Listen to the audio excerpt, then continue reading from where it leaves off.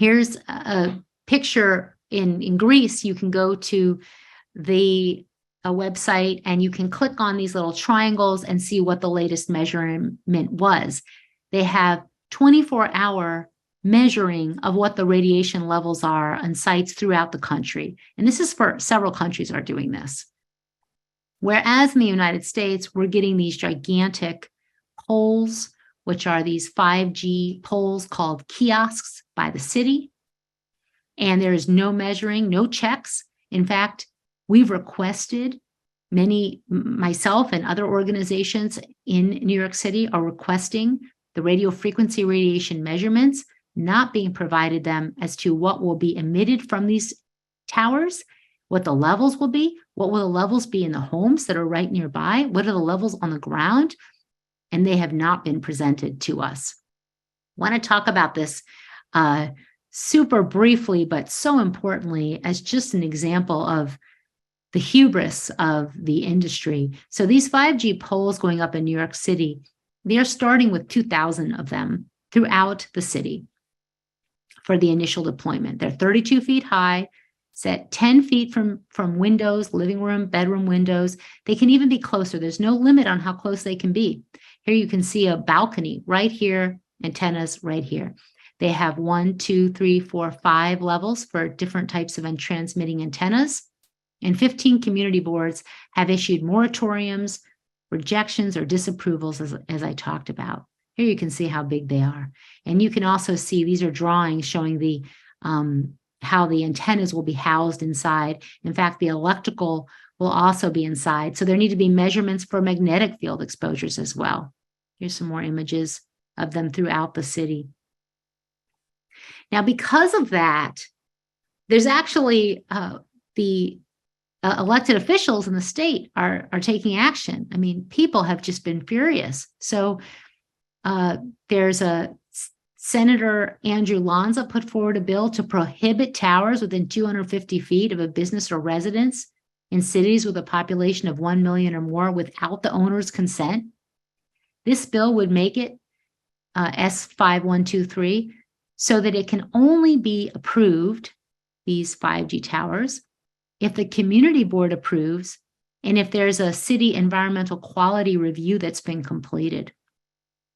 In addition, Assembly Member Rebecca Seawright put forward a bill to establish a commission to study the environmental and health effects of 5G. In Maine, just looking at other states, there's a bill to study the effects on birds, bees, and insect populations and the effects of long-term exposure on children. There was a hearing on March 7th in a committee. You can go online to watch that hearing. There have been many other states that have put forward various bills. In Massachusetts right now, they have a bill proposed to recognize electromagnetic hypersensitivity as a disease impacting the population, to include it in the database that looks at different diseases in the state, and to create a registry with reporting. They also have a bill to establish a state commission to research the issue like New Hampshire did, and one on best practices regarding wireless in schools to protect health and safety of students and staff. As another example, at the very local level, Sheffield and Great Barrington, Massachusetts residents, they voted in favor of a citizens petition, which would make it so that 5G applications for 5G installations would be considered incomplete until the FCC completes an environmental review and updates its limits. So responds to the mandate in our case, EHT et al. Versus the FCC, and also does a proper environmental review of 5G deployment. Because of course that was never done. You know, the FCC pressed go on fast tracking small cells with regulations in 2019, making there be shot clocks for communities, really attempting to tie the hands of local authorities related to small cell facilities, but they never did a full environmental review of what that would mean for the country with this massive rollout of infrastructure. Fountain Hill, Arizona also placed a moratorium on 5G until a full review of the issue by the town, and they highlighted our lawsuit and also the research linking exposure to health effects. So, really important to know is that insurance companies rank radio frequency radiation and the risk from exposure as high. It is the industry standard to exclude coverage for health damages from wireless radiation, microwave radiation, non-ionizing radiation. It is compared to asbestos in many insurance reports. And this is an image from a business insurance white paper called The Next Asbestos that talks about emerging risks that could shift the liability landscape. Lloyd's of London in a 2010 report said, the danger of electromagnetic fields is that, like asbestos, the exposure insurers face is underestimated and could grow exponentially and be with us for many years. Swiss Re did a report ranking 5G as high off the leash, and they rank the unforeseen consequences of electromagnetic fields to the insurance industry as high. This is why cell phone companies cannot get insurance themselves to cover if they are sued because of health damages to people in communities, because insurers will not insure the cell tower companies because of the ranking of the risk as high. And they exclude damage as industry standard, as I stated. They have electromagnetic field exclusions. Here is a cell antennas on a chimney. This is actually a school in Detroit. This is where the playground is. Here are the cell antennas. This is in Wyandotte. And so wireless companies then warn their shareholders of the risk, but not the consumers, nor neighbors, nor school children, nor parents at the schools. They say in their 10Ks, and I'll read you what Crown Castle says in their 10K report to their shareholders, warning of the risk. If radio frequency radiation emissions are demonstrated to cause negative health effects, potential future claims could adversely affect our operations, costs, or revenues. We currently do not maintain any significant insurance with respect to these matters. Now, all the wireless companies in the United States have similar statements about risk or about liability because of the lawsuits that are ongoing related to this issue. They warn their shareholders, but not us, the people. T-Mobile, for example, says, in addition, the FCC has from time to time gathered data regarding wireless device emissions, and its assessment of the risks associated with using wireless devices may evolve based on its findings. And this is in their 10K report to shareholders. So when they say their assessment may evolve, they mean that things may change in the regulatory landscape. Then they say, any of these allegations or changes in risk assessment could result in customers purchasing fewer devices and wireless services, could result in significant legal and regulatory liability, and could have a material adverse effect on our business, reputation, financial condition, cash flows, and operating results. So they tell their shareholders, but they don't tell the people living near the antennas about these possible changes. And in fact, these companies, they offer insurance to people for the phones, like if your phone breaks, where they define pollution as including magnetic fields, electromagnetic fields, sound waves, microwaves, and all artificially produced ionizing or non-ionizing radiation and or waste. So this is just an image from the Verizon mobile protection insurance. T-Mobile has it as well. Sprint had it.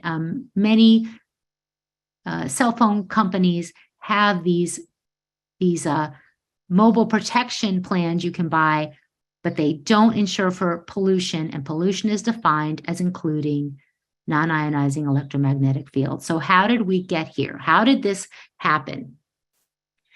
Well, if you want to go on the journey of how our regulations are so out of date and not protective, please take a look at the Harvard report, Captured Agency, how the Federal Communications Commission is dominated by the industry it presumably regulates.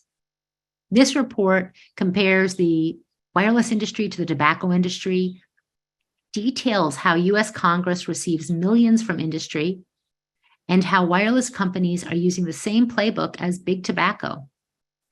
It states the U.S. FCC is a captured agency with a revolving door between industry and government. So you might be head of the wireless industry, then you're on the FCC commission, and back and forth, so that really the wolf is watching the hen house.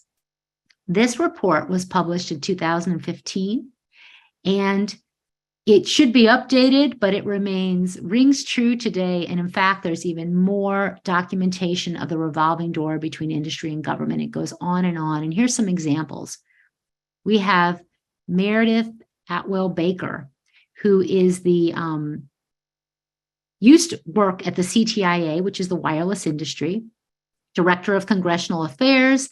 Then she went to U.S. government. She was FCC commissioner for several years. And now she is the head of the CTIA wireless industry, and also worked for other telecommunications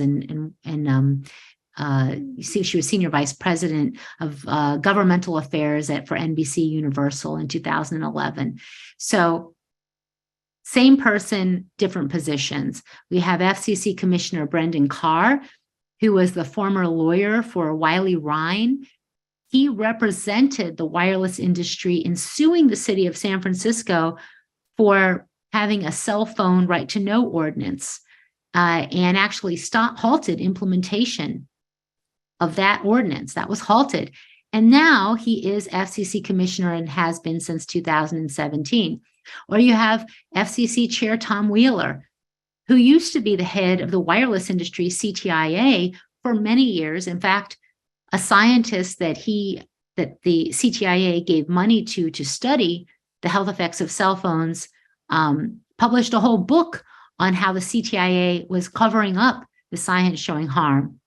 He was put forward as FCC chairman in 2013 and helped to set the groundwork for the regulations changing to allow 5G and cell towers across the United States to be streamlined. And now he's retired. He's a CEO of the Shiloh Group, a strategy development and private investment company specializing in telecommunication services. And you can still see him present on this issue, and he's considered an expert in the field. And he was former head of the wireless industry. Or how about former FCC chair Ajit Pai, who took after Tom Wheeler? He was in-house counsel for Verizon Wireless, then went on to have various positions in the federal government, and then became FCC commissioner, then FCC chair. And it was under him that regulations were put forward to fast-track 5G across the nation. And now he's a partner at a private equity firm, Searchlight Capital, focused on telecommunications and regulatory issues. And he's on the board of EdgeQ that's also called 5G System on a Chip. The revolving door between the wireless industry and government is not just a United States issue, it is an international reality. You have, and pardon me if I say his name wrong, you have Thomas Barmuller, who was a member of the Austrian Federal Parliament for many years, focused on telecommunications, then became managing director of the Austrian Wireless Industry Association, Forum Mobile Communication for many years. And now he's the director of the Mobile and Wireless Forum for Europe, Middle East, and Africa. Robert Giz used to be premier of the Atlantic Prince Edward Island, now president and CEO of the Canadian Wireless Telecommunication Association. Vittorio Colau, who worked as CEO of Vodafone, was on the board of directors of Vodafone and Verizon for many years. Then he became Italy's Minister for Technological Innovation and Digital Transformation. And once he left, he's back on the board of Verizon, 2023. Paul Fletcher, Chief of Staff for Australian Minister of Communications.